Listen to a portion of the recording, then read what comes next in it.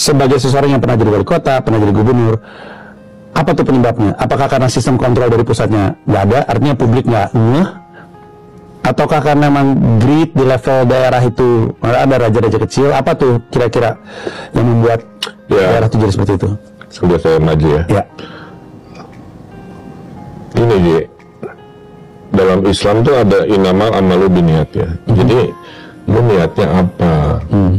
Kalau dari awal niatnya nyari nafkah melalui kekuasaan, maka orang akan bersiasat mencari nafkah dari kekuasaan, yaitu korupsi tadi. Itu niatnya.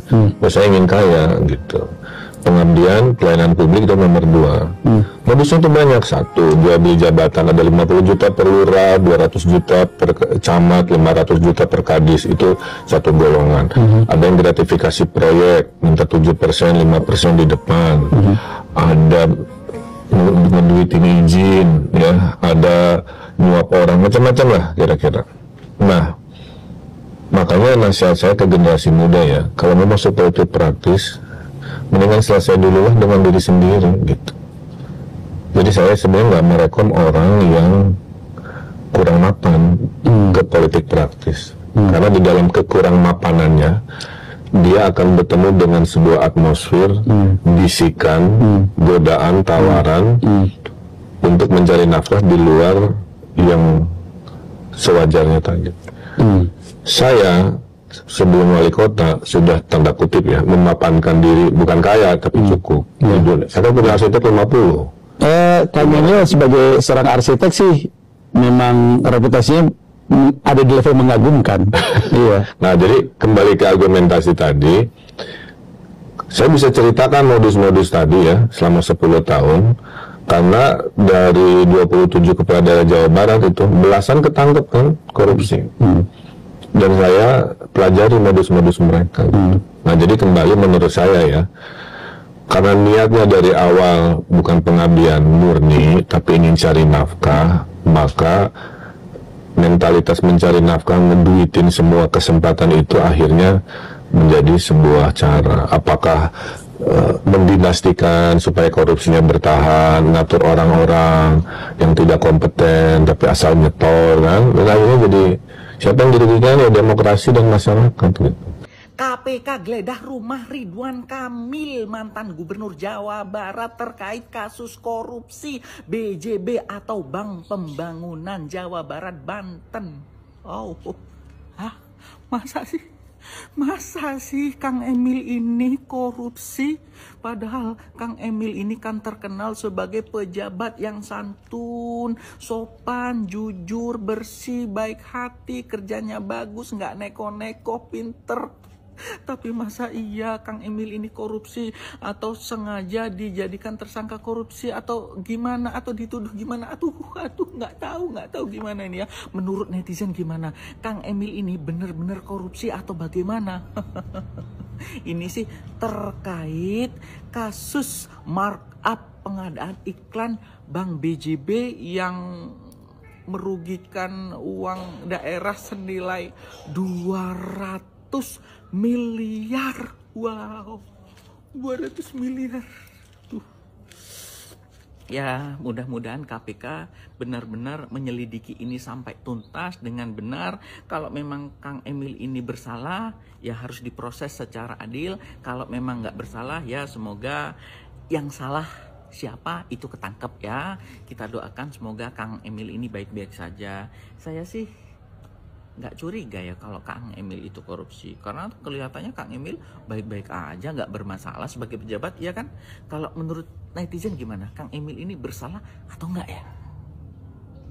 Mungkin sebagian daripada kalian belum dapat melihat berita yang ini, tapi para ateng udah sibuk banget nih mention dan ngetekin gue di berita yang ini. Berita yang ini kan, yang para wabah sibuk banget ngetek dan mention gue, apalagi di bagian di kumparan ya. Jadi nih, KPK geledah rumah Ridwan Kamil terkait dugaan korupsi di Bank BJB. Ini yang harus para wabah pahamin ya. baca dulu beritanya yang baik. Yang pertama, KPK di sana memang sudah menentukan tersangka, tapi belum menyebutkan siapa tersangka-tersangkanya. Dan andai kata rumahnya Ridwan Kamil digeledah mencari barang bukti, ya udah biarkan aja para penegak hukum menjalankan tugasnya. Dan kalau misalnya sampai ketemu bukti, ya bukannya bagus, tipikornya malah bisa cepat terungkap. Yang kedua, andai kata ditemukan bukti di rumahnya Pak Ridwan Kamil, otomatis tanda kutip Pak Ridwan Kamil akan bisa jadi tersangka. Walaupun gue adalah seorang pendukungnya dulu ya. Tapi kalau misalnya seorang Ridwan Kamil sampai melakukan tipikor, ya udah kita kawal supaya dia diadili sesuai dengan perbuatannya. Masa udah tanda kutip maling, kita masih dukung? Inilah yang bedainnya gua sama para wabah. Nih, contohnya ya, kalau para wabah udah tahu ada mantan menteri perdagangan yang menguntungkan orang lain melakukan tipikor. Tipikor tuh nggak cuma ngambil duit dong ya, banyak loh contoh gratifikasi dan segala macam. Itu masih dibelain. Kan si TL nggak melakukan sesuatu yang menguntungkan dirinya, tapi menguntungkan orang lain. Bla bla bla bla bla bla. Koruptor nggak pantas dibela. Ya.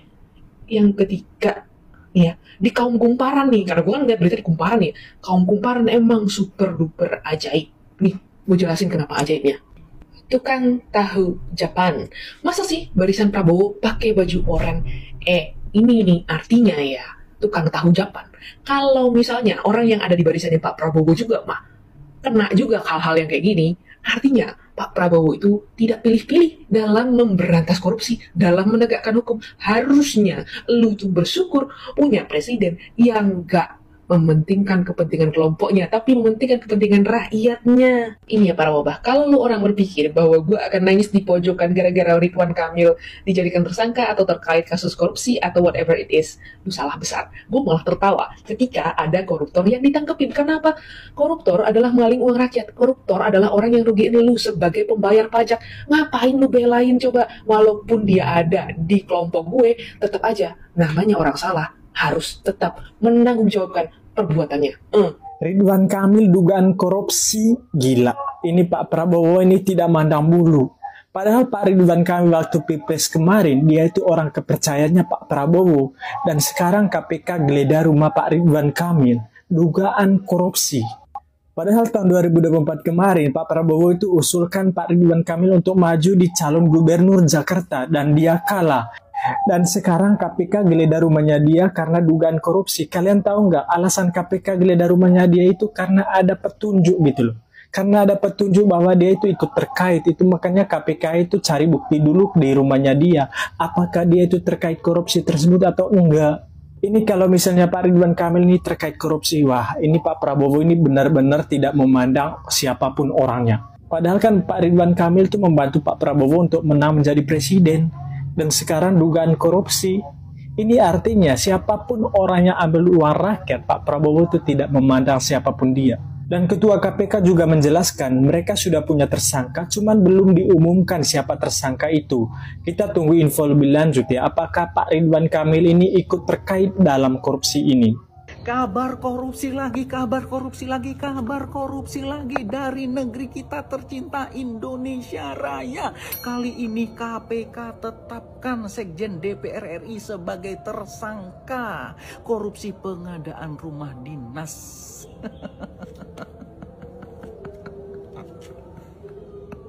Begini amat ya pejabat di Indonesia ini. Kalau nggak korupsi, kolusi, nepotisme, berbuat jahat. Terus prestasi apa yang mereka miliki untuk rakyat, untuk mensejahterakan rakyat? Kalau setiap hari itu korupsi. Saya sebagai konten kreator sebenarnya capek dan lelah tiap hari harus konten korupsi, capek. Padahal mereka itu rata-rata agamanya Muslim. Tapi kok korupsinya besar-besaran, gila-gilaan seperti itu. Saya nggak habis pikir sama mereka. Apa yang mereka cari? Mereka sudah punya jabatan, mereka sudah punya kekuasaan, mereka sudah punya fasilitas dari negara yang dibiayai oleh rakyat. Mereka masih saja korupsi. Netizen, saya capek mau ngata-ngatain mereka. Ya udah kata-katain aja di komenin, kata-katain mereka. Capek saya netizen. Koruptor harus dimetongkan itu. Yang terbaru teman-teman dari korupsi Basarnas, perusahaan wajib setor 10% dana komando sejak 2009. Dan ketika saya baca, memang betul ternyata penggunaan dana potongan 10% itu bagi para tender yang memenangkan itu digunakan untuk apa? Ini nih, beli ikan hias hingga bayar THR. Ngeri ya, kayaknya di semua sektor itu korupsi sekali. Jadi kita itu sulit sekali untuk bisa maju karena masalah atau akar masalah bangsa kita itu adalah korupsi dan kemunafikan. Betul kata Ahok. Jadi ya inilah, mengerikan sekali.